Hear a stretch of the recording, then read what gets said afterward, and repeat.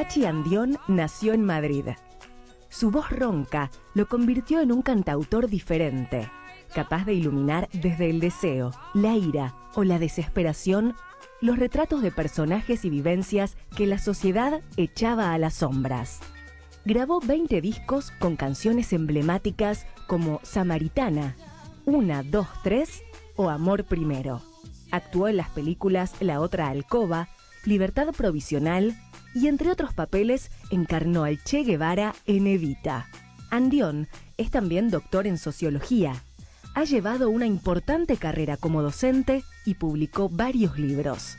Actualmente es profesor titular en la Facultad de Bellas Artes de la Universidad de Castilla-La Mancha. Señoras y señores, con nosotros, Pachi Andión. Muchísimas gracias.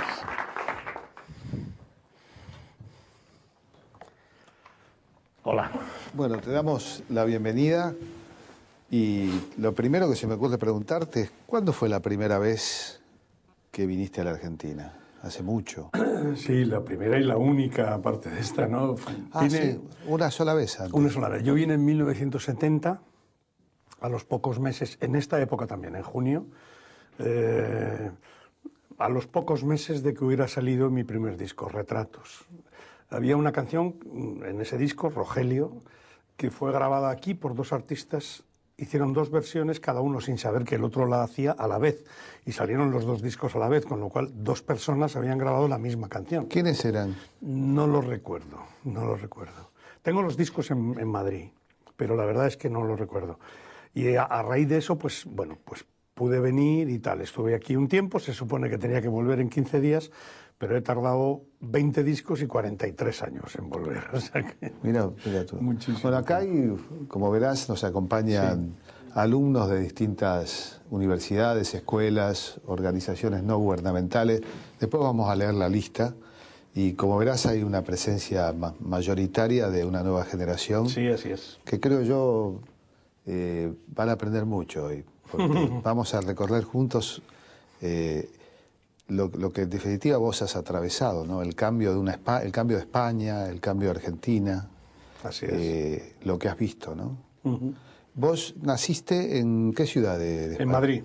Nací en Madrid porque mi padre, mi padre luchó en el bando republicano como comisario político de la 51 División Republicana en el Frente de Levante, y luego pues pasó por la cárcel y salió en enero de 1947, y yo nací en octubre de 1947. Y entonces, pues en ese momento él ya no podía moverse de Madrid, tenía que presentarse cada determinado tiempo y tal, y la familia estaba instalada en Madrid, y nos quedamos en Madrid. Yo nací en Madrid. A los 17 días me llevaron al País Vasco para criarme, porque entonces, además, en el año 47 en Madrid, que fue el año que llegó Evita también el mismo año. El mismo año que llegó Evita a Madrid, a España, a llevar el trigo argentino, ¿no? Que salvó tantas vidas en aquel momento, ¿no?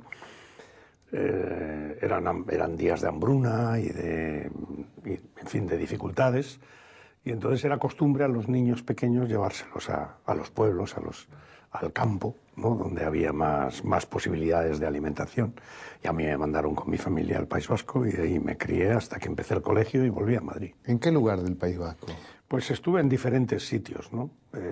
Sobre todo estuve en Azkoitia y Ondarroa. Azkoitia es una ciudad del Valle del Urola, que es donde nació San Ignacio de Loyola, vamos, el fundador de los jesuitas, ¿no? Allí estuve un tiempo en un caserío que se llama Sautza, que es un caserío que está justo enfrente de la Basílica de San Ignacio, precisamente. Y luego estuve un año en Ondarroa, que es una ciudad, es un pueblo pesquero de la costa vizcaína, un pueblo muy combativo, es un pueblo de pescadores muy duro, muy fuerte. Como es la idea de lo vasco que tenemos en la Argentina. Sí, bueno, insisto, hay dos pueblos, Ondarroa y Lekeitio, que son pueblos de gente de pesca, de flota pesquera y tal. Y bueno, pues el Cantábrico no es un mar muy sencillo para faenar, y además, pues incluso las campañas, como por ejemplo la campaña del bacalao, pues van hasta Terranova, ¿no? Es decir que... Bueno, hay quienes dicen que es probable que no hayan sido solo los vikingos quienes llegaron primero a América, sino que hayan sido también pescadores marineros vascos, ¿no? Hay unas tumbas del siglo XII localizadas y documentadas en San Juan de Terranova, Vascas, sí. Es natural, o sea, hasta ese momento, no solamente eso, sino bueno, también los marinos portugueses, que eran tan excelentes marinos, ¿no? Sí, los vascos es fácil que llegáramos, pero claro, eran pues un barco o dos o tres, no era una misión de Estado, ¿no? Tal vez dejaron algunos hijos incluso, pero... Es probable, es probable. Bueno, supongo que es difícil responder. ¿De dónde vienen los vascos? Porque eso es un misterio, sí, ¿no? es un misterio. La lengua es la que ha favorecido el misterio, ¿no? Durante muchos años se ha intentado buscar, porque en el mapa lingüístico mundial es difícil encontrar puntos, salvo idiomas ya desaparecidos o arcaicos, ¿no? Generalmente los idiomas están ligados por líneas a otros, unos con otros, ¿no? Y el euskera sigue siendo un punto que sin referencia ninguna. Se han intentado buscar durante muchísimo tiempo similitudes y referencias, ¿no? Hay un libro editado incluso, pero editado seriamente y por una editorial seria, de un autor que a comienzos del 20, una teoría de que éramos extraterrestres, ¿no? Porque claro, ante la desesperación de no saber de dónde venimos, porque es un misterio, porque claro, no solamente es sin duda lo importante, o sea, lo más relevante de la diferencia vasca es el idioma, pero no solo el idioma, también incluso nuestra fisonomía, los deportes que usamos, nuestras costumbres, entonces, pero claro, lo verdaderamente extraño es que eso se ha mantenido prácticamente intacto durante los 3.000 o 4.000 años de la historia, digamos, en el sitio de paso más fácil para el tránsito humano y cultural entre Europa y África, que es el País Vasco, que es el sitio donde los Pirineos se suavizan, ¿no? Es decir, que lo realmente raro es que estando en un sitio de paso hayamos mantenido esa identidad cultural, porque lo lógico es que si nos quedamos ahí aislados en unas montañas remotas, bueno, pues tendría sentido, ¿no? Bueno, parece que hoy lo que parece más plausible es unas investigaciones que están haciendo, unos intentos de traducir las estelas funerarias iberas, que como sabes el ibero, igual que el etrusco, son lenguas anteriores. ¿Son celtas o preceltas? No, son africanas, son bereberes. Es un tronco lingüístico que está ligado entre el bereber, el ibero y el etrusco, ¿no? Y ninguno de los tres tiene traducción porque son idiomas cuneiformes y no tenemos una piedra roseta, no tenemos un alfabeto para traducir.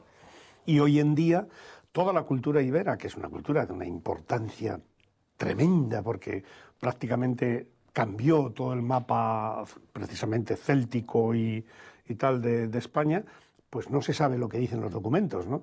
Entonces ahora se están traduciendo las estelas funerarias usando el euskera. No quiero decir pero usando el euskera resulta que las cosas que se dicen en las estelas funerarias iberas adquieren sentido, lo cual viene seguramente a provocar la idea de que el euskera sea uno más de ese tronco lingüístico que se quedaría ahí aislado y, bueno, pues ahí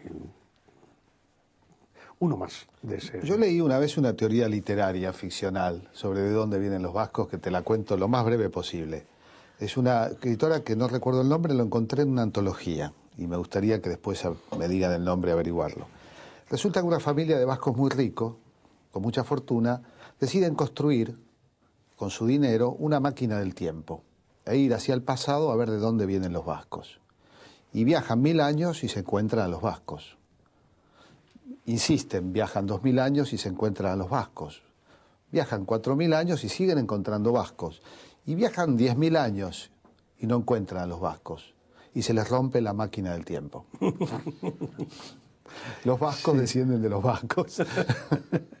Bueno, somos un pueblo muy antiguo en las cuevas. Es interesante como ficción. Sí, está muy bonito. Supera la de los extraterrestres. No, y además muy ingeniosa, ¿no? Pero seguro que esa historia así de ingeniosa tiene que ser argentina. Bueno, yo quiero decir que... Seguro. En las ficciones, sí.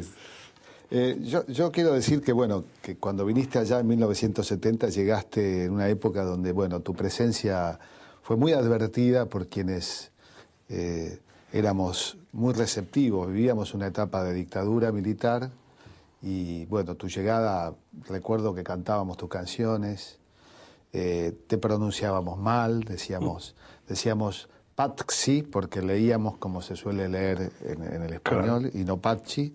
Yo luego viajé con el tiempo y conocí el pacharán y ahí aprendí a pronunciar. Pacharán es una bebida vasca por excelencia. Sí, es un licor que hacemos con unas uvas salvajes. Habiendo aquí, como sabes, hay muchos descendientes de vascos. Y bueno, tus canciones nos conmovieron, tu modo personal de cantar. Y yo recuerdo, hay una canción dedicada a tu padre que me acuerdo que me conmovía, pero no me la cuentes, tenés la guitarra por ahí. Sí, la tengo, sí. Él estuvo ligado a los primeros tiempos de la UGT, de la Unión General de Trabajadores. En aquellos, bueno, en la guerra civil, las divisiones republicanas, como sabes, estaban formadas.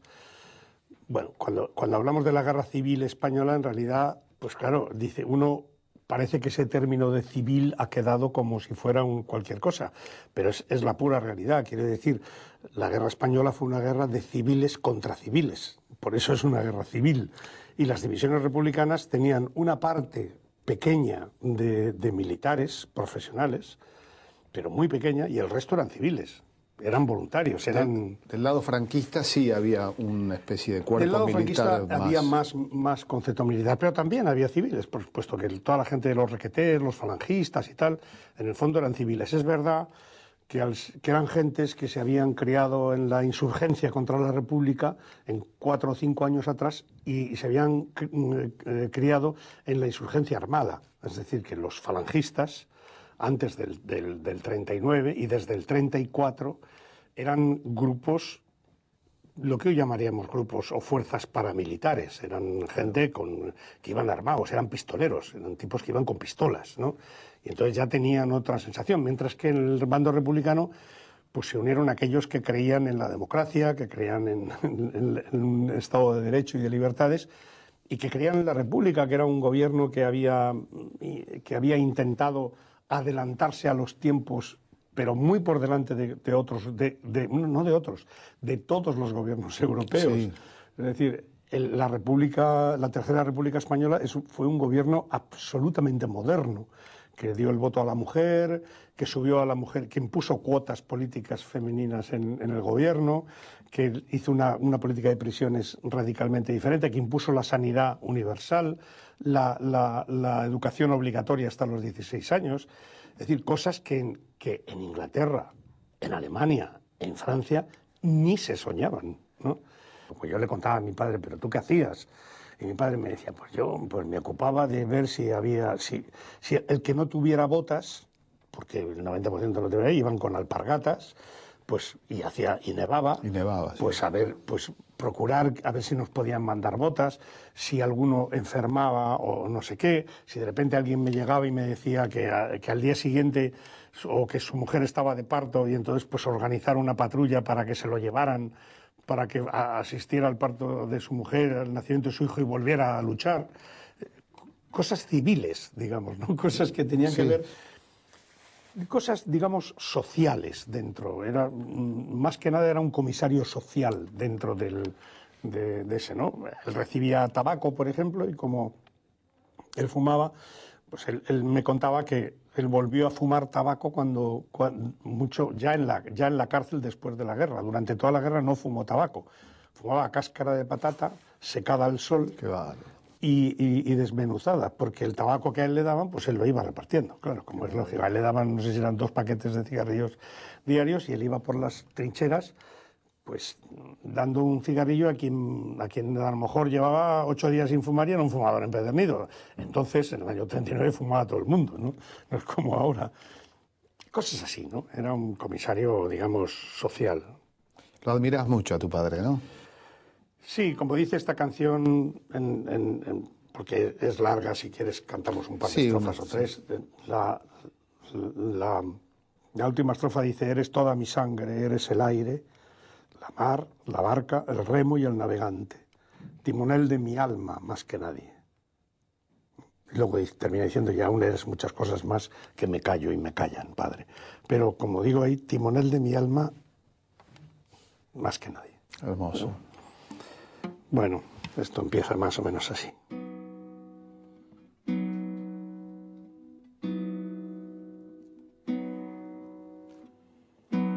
Eres como la mar, bueno de frente, peligroso en día gris, duro y valiente. Llevas en la cabeza brisas ligeras,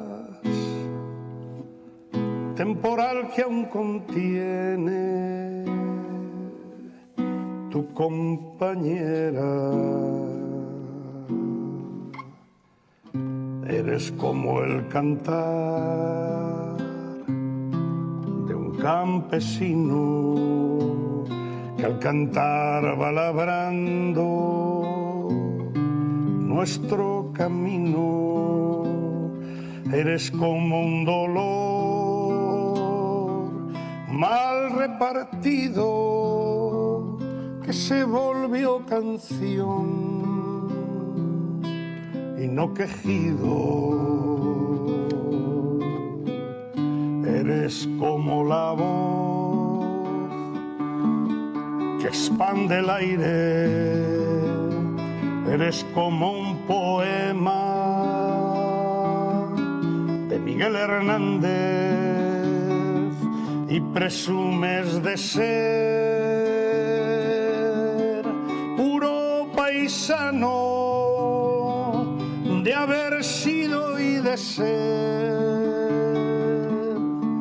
republicano. Compañero del sol, fiel compañero, nunca te preocupó en nada ser el primero. Eres como el sudor, callado y quieto.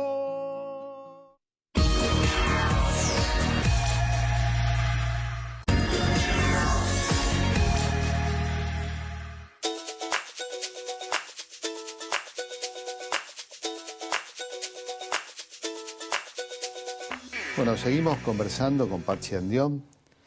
Bueno, escuchábamos la canción de tu padre, ¿no? Que nos trae el recuerdo de una época dolorosa. La guerra civil causó, si no me equivoco, casi 1 millón de 1 millón de muertos, pero de los cuales hay que contar los 114.266 muertos documentados después de la guerra civil, en la represión posterior a la guerra civil, los asesinatos posteriores a la guerra civil. ¿Lo conociste a Marco Sana? No, no lo conocí. Yo lo conocí en Cuba. Marco Sana es un poeta, originalmente, comunista era, que cayó preso a los 19 años y salió en libertad a los 41. Y que todos esos días de prisión tenía 2 condenas a muerte. O sea que al hecho de estar preso hay que agregarle. Yo transmito esta historia para que ustedes comprendan un poco, ¿no? En la Argentina hemos pasado por cosas dolorosas, pero... O sea que todas las noches él sentía las puertas que se abrían de alguno que llevaban a fusilar. El franquismo era muy ordenado en eso, porque dictaminaba quién debía... Hacían juicios sumarios y condenaban a muerte. En algún caso lo fusilaban esa noche y en otro caso lo fusilaban 3 años después, que es algo horroroso, ¿no? Sí. Y transmite la idea de ese tiempo. Mi padre se salvó cuando terminó la guerra. Él como toda la gente de la republicana, pues lo que hizo fue romper su documentación y fue a un pueblecito de la provincia de Castellón que se llama Nules a coger un tren para volver a Madrid y se durmió sobre su maleta. Bueno, que cómo estaría de cansado que alguien le quitó la maleta y se la llevó y él no se despertó, y cuando se despertó le despertaron una patrulla de falangistas que lo detenía, ¿no? Que lo detuvieron. Aunque no llevaba documentación, rápidamente lo vieron, bueno, total. Y entonces él entró en la cárcel de Ocaña, detenido, y entonces iba en una fila, esto que voy a contar es una mera casualidad que le salvó la vida. Fue simplemente que él entró y en el estadillo de entrada, en la hoja donde estaba apuntado el nombre de mi padre, también entraron con él 3 miembros de las brigadas internacionales, 2 británicos y un francés de las brigadas internacionales. Bueno, esa hoja fue conocida por las organizaciones internacionales inmediatamente, claro, por los 3 brigadistas internacionales, las organizaciones internacionales que se ocupaban de eso, ¿no? Y probablemente porque mi padre tenía 3 condenas a muerte. Entonces, 3 condenas a muerte. Sí. Entonces, precisamente la presencia de esos 3 nombres, ¿no? Simplemente eso, de esa hoja, pues probablemente le salvó la vida. Sin duda ese episodio tremendo es una nube que nos abruma. Quiero hablar un poco de vos, porque la vida te dio la oportunidad, y de alguna manera a tu padre, de ver cambiar los tiempos en España. Pero antes de eso, también te tocó a vos tener un compromiso político, ¿y cómo se juntó eso con el arte, no? Bueno, precisamente la confluencia entre mi educación, digamos, mi padre era una persona, o mi familia, digamos, ha sido una familia cultural, digamos, era gente, yo tengo 2 hermanos ingenieros, no sé qué gente, pero que hicieron las carreras con becas y en fin, de gente habituada al trabajo duro y a la cultura, a leer y a escribir y todo eso. La familia de mi madre, mi abuela era soprano, quiero decir, éramos gente humilde, pero muy con la cultura muy presente, ¿no? Entonces yo fui un niño relativamente muy culto para lo que era el entorno de mi alrededor, ¿no? Mis amigos pues no leían libros ni nada de esas cosas, ¿no? Yo probablemente a los 18 años había leído pues lo que entonces había leído un hombre de 40 o 50 años, ¿no? Porque, bueno, entre otras cosas también, porque al no tener prácticamente ningún medio económico, quiero decir, yo salir a la calle sin una peseta en el bolsillo, porque no la había para mí, ¿no? Las que había eran para lo que hacían falta, pues muchas veces no podía acompañar a mis amigos a las cosas que ellos hacían, ¿no? Yo recuerdo que iba al cine cuando los periódicos se amontonaban en mi casa suficiente como para vender los periódicos en papel, ¿no? Por el papel, el peso del papel, y lo que me daban por el peso del papel, me iba al cine siempre buscando el cine más barato, el cine de reposiciones y esto, ¿no? Que llamamos nosotros cines de barrio, el cine de barrio más barato y donde pusieran además más películas, ¿no? Entonces, igual que aquí, así era aquí, claro, el cine de barrio, 3 películas. Bueno, evidentemente uno cuenta su historia y tiene la sensación de que es única, pero... No, hay muchas cosas universales. Claro, ¿no? Son millones de personas, son así, ¿no? Y entonces, bueno, la conjunción de eso, de la cultura, el compromiso cultural, y se une al compromiso social y a la concienciación política, ¿no? Yo siempre he dicho que un cantautor tiene que tener un compromiso cultural, social y eventualmente político. En aquel momento, al compromiso mío cultural y social, pues se añade el que en ese momento, en los años 60, 62, 63, 64, 65, un momento durísimo en el franquismo, y bueno, había que tener un compromiso político, ¿no? Entonces yo estuve en el entorno de un grupo escindido, o sea, un grupo que venía del Partido Comunista Marxista-Leninista, que era el Frente Revolucionario Antifascista y Patriota, el FRAP, y estuve en ese entorno durante tiempo y eso me obligó a exilarme en un determinado momento porque hubo una caída de una célula que estaba en un piso franco y Me tuve que ir a Francia. Pero la música llega en Francia porque de chico no hacías música. Sí, yo tocaba en grupos y eso, yo tocaba rock and roll. Rock, eras rockero. Sí, lo que pasa es que no me dejaban cantar porque entonces... El rock en España es como que tardó un poco, ¿no? Sí, bueno, en realidad más que rockero eran grupos musicales, un poco al estilo... Pop, moderno. Sí, claro. un poco a eso, ¿no? Y bueno, yo tocaba la guitarra, pero no me dejaban cantar porque entonces era un poco el tiempo de Enrique Guzmán, los Tin Tops, ¿te acuerdas? Toda esa cosa. Y era el momento en el que se llevaban las voces blancas, ¿no? Que llamamos, y entonces a mí no me dejaban cantar. Porque claro, decían que yo tenía voz de negro y que eso era una cosa que no se llevaba, ¿no? Yo empecé a cantar en los grupos cuando empezaron me acuerdo, la primera canción que yo canté en los grupos era una canción de Ray Charles que se llamaba I Can't Stop Loving You, ¿no? Y porque mira, este es un negro, joder, esta sí la puedes cantar tú, venga y tal. Y entonces ahí fue la primera vez que me dejaron ir al frente del grupo a cantar una canción, ¿no? No te pintaron. No, casi, menos mal. Una canción que quieras cantarnos para ir arrimando al final del bloque.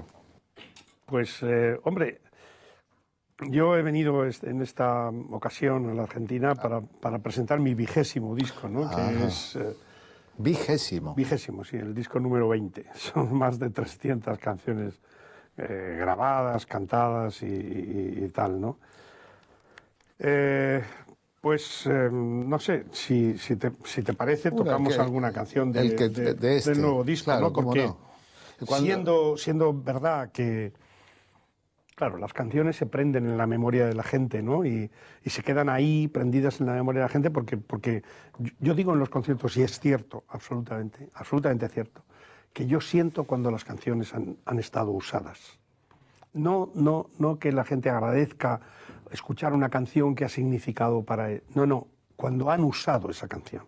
Las canciones, cuando están usadas por las personas y han tomado una canción y la han usado para que les lleve a cualquier otro sitio, eso le da a la canción una pátina específica, que es la pátina del uso, ¿no? Como cuando en los mangos, yo recuerdo que mi padre tenía un martillo que el mango estaba como ennegrecido, ¿no? Y era ennegrecido de la cantidad de manos que lo habían cogido y lo habían usado, ¿no?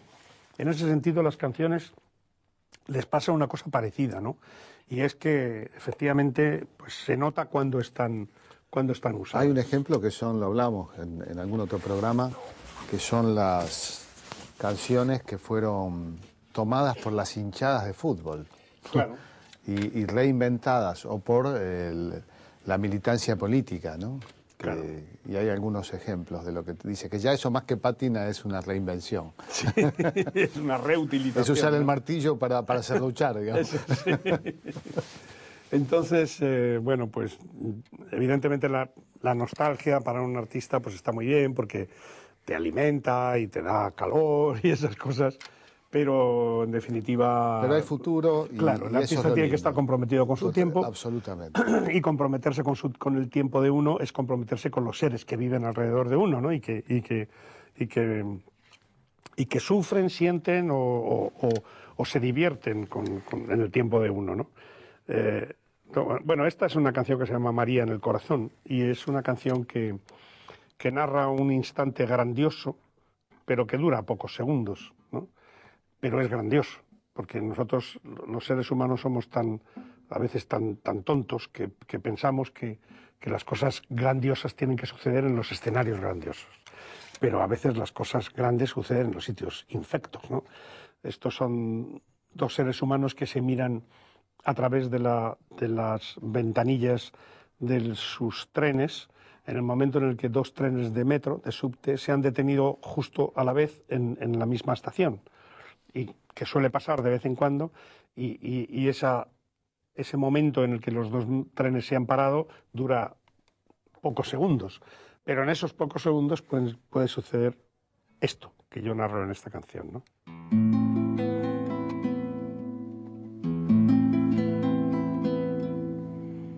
Línea 4, San Bernardo, y apagándose el verano, los 2 metros se pararon yo sentado mirando, sentada en el tren contrario, también me estaba mirando. Sonreí, sonrió y supe que no estaba soñando. Probé a cerrar los ojos por ver si se evaporaba, y el destino en un antojo la mantuvo en la ventana. Dijo su nombre en un gesto que ni dijo ni se oía, pero yo sentí un estruendo y el estruendo repetía: María. Dijo en silencio: María. Repetí eso: María. Sencillamente, y yo ileso, milagrosamente. Yo le propuse bajarnos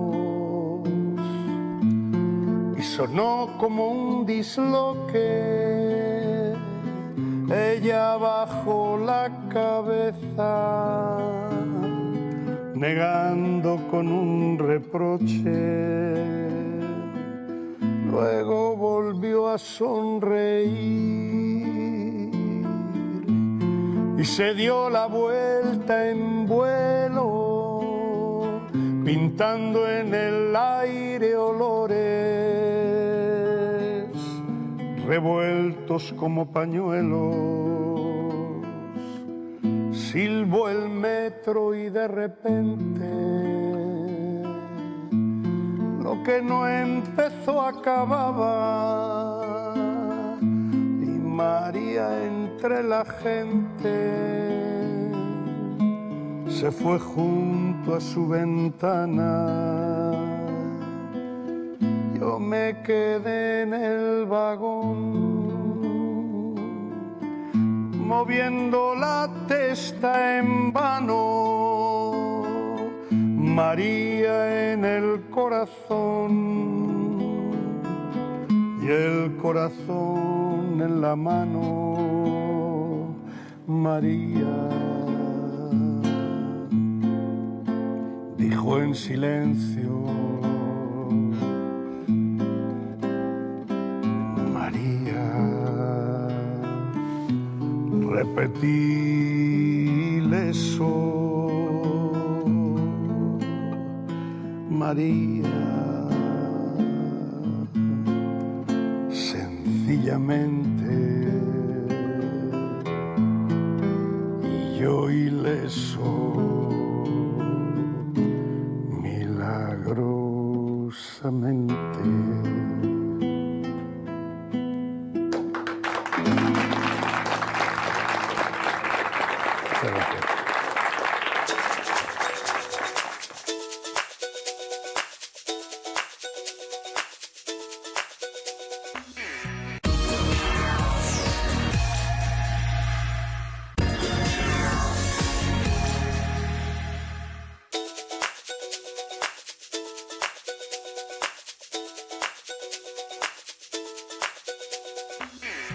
Vos sabés, Patsy, que aquellos que vivimos intensamente de joven en los años 70, acá nos suelen llamar los setentistas. Y eso tiene una carga a veces... Setenteros se llaman ahí. Allá, bueno, tiene una carga despectiva y suele criticársenos como que tenemos cierta melancolía de visiones políticas, etcétera. Yo siempre reivindico ser setentista, porque digo, es mejor ser setentista que decimonónico. Y esto es una respuesta a los liberales o los neoliberales, Sí, que sí, están sí. más aferrados a Adam Smith, Sí. que es del siglo XIX, ¿no? Claro. Pero bueno, digo esto porque vos viniste en los 70 a la Argentina. Sí, yo creo contigo que hay que reivindicar a los setenteros porque, entre otras cosas, somos la bisagra entre dos mundos. En realidad, si uno piensa el mundo de los años 40-50 español-argentino, o 30 y 20, 30, 40, 50, y 80, 90, 2000, la bisagra está en los años, finales de los años 60 y los años 70 y comienzos de los 80, ¿no? O sea que yo creo que hay que reivindicar eso. Porque Era una época de muchos sueños, de muchas ilusiones, de expectativas. ¿Vos pensás que hay muchas logradas y otras defraudadas? ¿Cómo ves el presente en función de aquellos sueños? Hombre, yo creo que hay muchos sueños que fueron vendidos, que fueron entregados, que fueron entregados al antiguo régimen, al anciano régimen, y que son sueños secuestrados y que todavía pues no los tenemos con nosotros, ¿no? Nosotros los entregamos con la revolución social y con la ilusión y en realidad nos ha dejado un hueco de melancolía y poco más, ¿no? Pero hay que reivindicar, porque lo que no podemos hacer... Mi padre decía, la lucha nunca termina, ¿no? O sea, en realidad puede cambiar de forma, pero la lucha no termina jamás. El ser humano tiene que seguir reivindicando, tiene que seguir descreído de sí mismo para poder seguir avanzando hacia adelante, ¿no? Y hay que reivindicar y hay que seguir reivindicando las cosas. Y las cosas, por muchos años que pasen, pues como yo digo en esta canción precisamente que tengo aquí, pues a veces uno tiene la sensación de que todo ha sido, pero nada ha pasado. Es decir, que puede que haya sido todo, pero las cosas no pasan, ¿eh?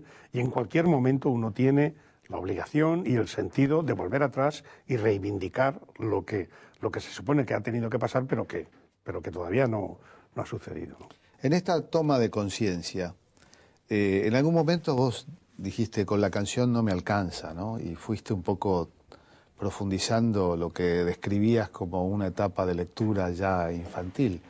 Te volviste profesor, fuiste a la universidad. Sí, fue consecuencia de un paréntesis que yo abro en el 87, cuando después de años de frustración con la segunda transición española, donde muchos de nosotros, porque no era un sentimiento mío, solo hablábamos con Paco Ibáñez, con Juanito Serrat, con Raimón, con Quico Pie de la Serra, gente con la que hablábamos y decíamos, no es esto, ¿no? O sea, nos están liquidando, ¿no? O sea, nos están cerrando por derribo esto, ¿no? No es lo que nosotros decíamos.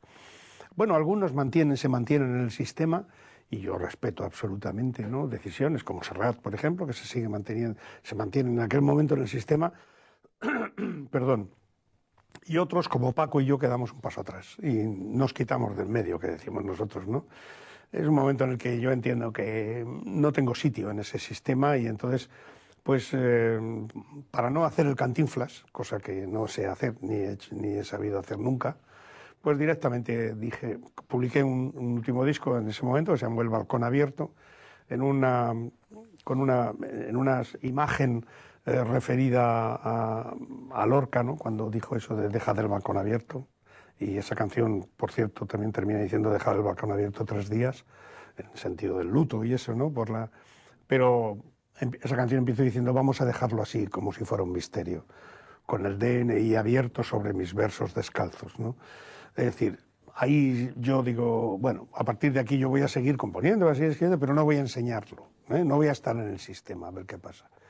Y entonces en ese tiempo, efectivamente, también retomo mi actividad universitaria un poco, empiezo a dar clase en la universidad, en el Departamento de Teoría Sociológica de la Facultad de Ciencias Políticas y Sociología de la Universidad Complutense de Madrid.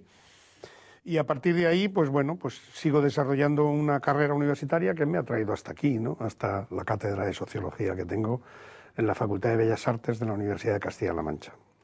Bien, bueno, vos, como verás, nos acompañan, te anticipé, alumnos. Alumnos de la UADE, carrera de Ciencia de la Comunicación y de Gestión de Medios y Entretenimientos, del taller TEA, la carrera de Periodismo, de Tamaba, Escuela de Música y Sonido, del taller de Literatura Pura Palabra, de Éter, carrera de periodismo, de Mundo Villa, talleres de periodismo y de la ONG Vientos Limpios del Sur de la Villa 21. Un amplio espectro de las vocaciones, interés y voluntades de muchos jóvenes y otros jóvenes de siempre, como nosotros, que les gusta la cultura en toda su diversidad. Y tenemos alguna pregunta ya, ¿no? A ver. ¿Qué tal? Mi nombre es Carmen y yo quería preguntarte cómo ves los gobiernos populares de Latinoamérica. Pues los veo como un cambio de... siendo el cambio de sistema importante, lo que veo es un cambio de era. Hasta estos gobiernos populares de Latinoamérica, por lo menos de manera sustantiva, el pueblo, la sociedad civil, no ha accedido al poder. El poder en Latinoamérica ha sido detentado por las élites criollas, pudientes, las élites cultas y aliadas con la banca y con el ejército, y si no han gobernado los gobiernos militares, han gobernado élites que estaban apoyadas por los militares, ¿no? Es la primera vez que en Latinoamérica, yo creo, la masa social tiene, de alguna manera, tiene sitio y tiene voz ante el poder. Eso a mí me parece no solamente muy importante y muy reivindicativo, es que me parece muy eficaz. Me parece que es el camino, no hay otro camino que la incorporación de la sociedad civil a los órganos de gobierno.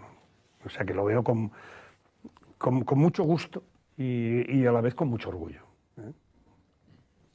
Has definido con tus palabras algo que la presidenta de los argentinos definió una vez: en América Latina hay gobiernos que se parecen a sus pueblos. Sí, es verdad, muy bien dicho, además me parece feliz esa frase. ¿Otra pregunta? Mi nombre es Candela y quería preguntarte si ves en las redes sociales una herramienta concreta para transformar la realidad. Bueno, es una pregunta muy interesante para un sociólogo. Muchas gracias, Candela. Bien, hay mucha discusión sobre eso, ¿verdad? Las redes, lo que sabemos hoy en día y lo que tenemos claro, porque lo vemos, es la capacidad destructiva de las redes sociales. Tiene una enorme capacidad de convocatoria, pero es una convocatoria de ruptura, ¿no? Las redes sociales, insisto, tienen un deber por delante, y es lo más complejo que tienen, la tarea más compleja que tienen por delante, y que consiste en transformar los poderes de convocatoria rupturistas en poderes de convocatoria generativos, ¿no? Para generar sistemas alternativos a los sistemas existentes. Ese es el gran reto. Hay varias cosas, hay varios libros muy interesantes sobre ese tema ya editados. Hay un libro de un sociólogo español que trabajó en Harvard y que ahora está en la Universidad Oberta de Cataluña, que se llama Manuel Castells. Su último libro es un libro pequeñito, pero extraordinario sobre ese tema. Es un tema muy interesante, claro, las redes sociales. Yo pensaba, en la Argentina nosotros tuvimos un estallido en 2001, que no fue convocado por las redes, todavía no tenía tanto peso. Y muchas veces se ha dado en la historia el Mayo francés, que vos lo viviste, en primera fila. Sí, en primerísima fila. ¿Qué generó? Pues... ¿Cristalizó en términos políticos? ¿No cristalizó? En absoluto, no. Pero yo creo que el Mayo francés, bueno, por lo menos nosotros lo veíamos como una revolución pequeño burguesa, basada en las formas, y nosotros que éramos refugiados políticos, eso de la imaginación al poder nos sonaba a mariconada, ¿vale? Nos sonaba una cosa. ¿Cómo que la imaginación? Eso es de vasco, disculpame. No, pero discutíamos, pero ¿qué coño es esto? Paco Ibáñez dijo algo parecido. Sí, claro, pero ¿qué coño es esto de la imaginación al poder? Al poder tiene que llegar el pueblo, ¿cómo la imaginación? O sea, pero qué chorrada es esta, ¿no? Entonces, nosotros lo veíamos, veíamos como, pues un poco, fíjate, me ha recordado un poco el tema en Brasil ahora. Sí, que son manifestaciones pequeñoburguesas también, Claro. en términos sociológicos, ¿no? Claro, me ha recordado un poco eso. Fíjate, es verdad que la historia se encuentra como las páginas de un libro, ¿no? A veces frente a frente y a veces parece que están tan alejadas y en cuanto cierras el libro se encuentran, ¿no? Pues pasa un poco eso, ¿no? A mí me ha parecido, claro, que no, la revolución del 68 fue una revolución publicitaria, ¿eh? Es verdad que tenían cosas que cambiar y es verdad que probablemente en aquel entonces en Francia no existía un sentido tan sustancial del cambio como como teníamos los refugiados políticos españoles. Porque bueno, ahí estaba De Gaulle, que era un animal de bellotas, pero que es un tío que había liberado Francia del poder nazi. Claro, comparado con Franco era León Trotsky. Claro, era Trotsky, claro, ¿no? Y entonces, claro, pues y la Grandeur estaba ahí y era un sistema republicano y bueno, y entonces Había claro, una empatía en el De Gaulle de aquella época. Había una empatía con el peronismo proscripto. Sí. Los peronistas ortodoxos lo veían con cierta simpatía de Gaulle. Sí, sí, sí. Y más porque era un contestatario que va a Canadá y diga vive le Québec libre, Sí, ¿no? sí, O sea, sí. tenía esas actitudes. En Francia vi yo bueno, emigramos para verla, la famosa película de La Hora de los Hornos, ¿no? Ah, claro, Que era, claro. que era, efectivamente, y se estrenó allí, si no me equivoco, ¿no? En el exilio. Bien, otra pregunta y la última, porque andamos escasos de tiempo. Hola, mi nombre es María de los Milagros y bueno, quería preguntar qué temáticas te interesa abordar hoy como cantautor en esta etapa de tu carrera. Yo creo que la canción no es un elemento, ya sé que esto va a sonar muy animal, pero yo creo que la canción no es un elemento cultural, no creo que es un elemento racional, creo que la canción apela al sistema sensorial del ser humano, por eso tiene esa capacidad de pregnancia que tiene, por eso cuando nosotros escuchamos una canción que está atada a una situación, somos capaces de rememorar cosas sensoriales, como el olor, como olía aquella situación, o los colores de aquella situación, ¿no? Entonces,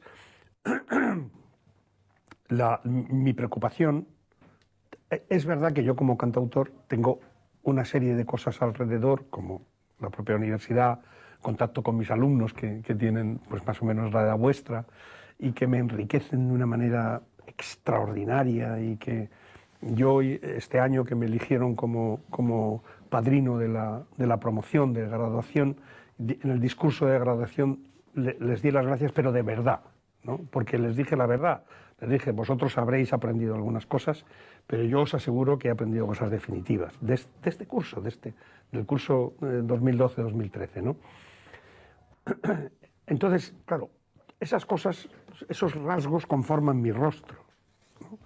Entonces, ¿a mí qué me interesa? A mí me interesa identificar las sensaciones que le preocupan al ser humano que vive conmigo en este momento. Me interesa saber cuáles son las sensaciones que a ti te incomodan, o que a ti te duelen, o que a ti te gustan. Y eso es complicado, es una tarea muy complicada, porque lo que sí nos es sencillo es identificar esas cosas cuando han pasado y la historia nos las cuenta, ¿no? Y nos dice, nosotros en el 68 éramos de aquella manera, y dices tú, es verdad, éramos de aquella manera, pero si en aquel momento nos hubieran preguntado, no habríamos seguramente sabido decir cómo éramos, ¿no?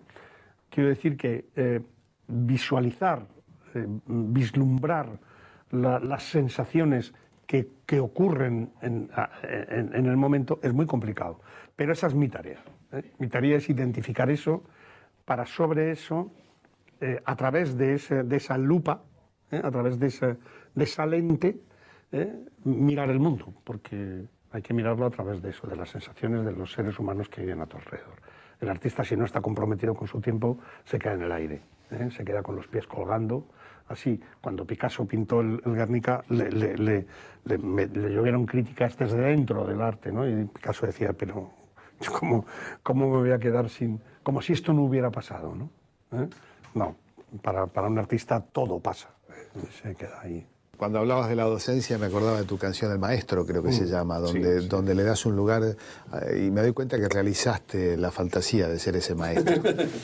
Bueno, es el privilegio yo creo que el gran privilegio de conocer es poder enseñar. Tal cual. Bueno, pues esta es una canción que yo creo que presenta bastante bien además este disco Por Venir, y que, como te contaba, la provoca la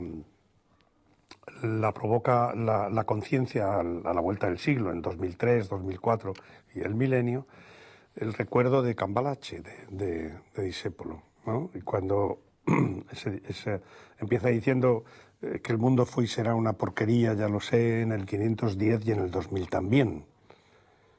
Y yo pensé, ¿Discépolo era Nostradamus y hacía profecías o las cosas no cambian como parece que cambian, ¿no? Bueno, yo creo que no era Nostradamus, era un genial compositor y autor de tangos. Y bueno, yo hice esta canción un poco en esa sensación de que las cosas parece que efectivamente no cambian como nosotros pensamos que lo hacen, ¿no?